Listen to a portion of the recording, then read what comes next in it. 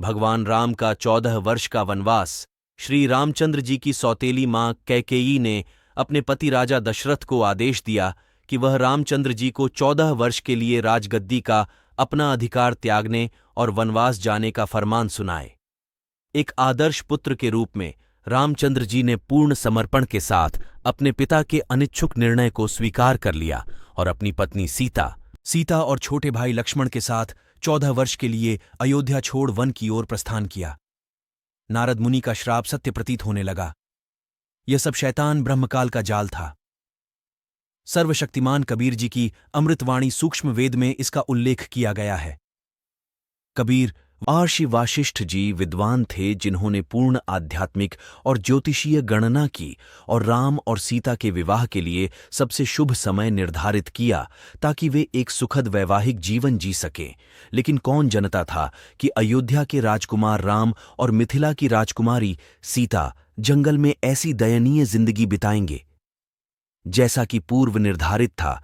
जब राम, लक्ष्मण और सीता के साथ जंगलों में कठिन दिन बिता रहे थे, एक दिन लंका के राजा रावण ने सीता का अपहरण कर लिया और राम जी सीता की खोज में पृथ्वी के कोने कोने में भटके। हाथ सुमरनी बगल कतरनी पढ़े भागवत गीता। कहे कबीर काल जो मारे ज्यों हिरणकूं सीता। ऐसे ही ब्रह्मकाल धोखा देता है। रावण के मामा मारीची ने स्वर्ण मृग का रूप धारण कर लिया। सीता मोहित होगा के साथ जंगलों में कठिन दिन बिता रहे थे। एक दिन लंका के राजा रावण ने सीता का अपहरण कर लिया और राम जी सीता की खोज में पृथ्वी के कोने कोने में भटके। हाथ सुमरनी बगल कतरनी पढ़े भागवत गीता। कहे कबीर काल जो मारे ज्यों हिरणकूं सीता। ऐसे ही ब्रह्मकाल धोखा देता है। रावण के मामा मारीची ने स्वर्ण मृग का रूप धारण कर लिया। सीता मोहित होगा गई और वह उस मायावी मृग को पाना चाहती थी जो सीता के अपहरण का कारण बन गया।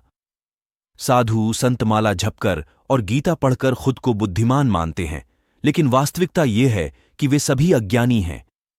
सर्वशक्तिमान कबीर जी अपनी अमृत वाणी में बताते हैं कि काल जीवों को गुमराह करता है। सीता का अपहरण ब्रह्मकाल का एक सुनियोजित षड्यंत्र था जिसमें श्री राम एक कमजोर और असहाय पति के रूप में उभर कर आते हैं और भाग्य के हाथों एक कठपुतली बन जाते हैं। कृपया विचार करें, श्री रामचंद्र उर्फ विष्णु जी यह नहीं पहचान सके कि सीता का अपहरण किसने किया। एक पक्षी जटायु ने श्री राम जी को बताया कि लंका के राजा रावण ने माता सीता का अपहरण किया है। जब मैंने बचाने की कोशिश की तो रावण ने मेरे पंख काट दिए। त्रिलोकी विष्णु अर्थात श्री रामचंद्र जी को यह बात पता नहीं थी। इससे साबित होता है कि वह कितने असहाय थे। जरूर विचार करें, क्या श्री राम जी को दिव्य मानव माना जाना चाहिए? क्या श्री राम जी को भगवान की श्रेणी में गिना जाना चाहिए?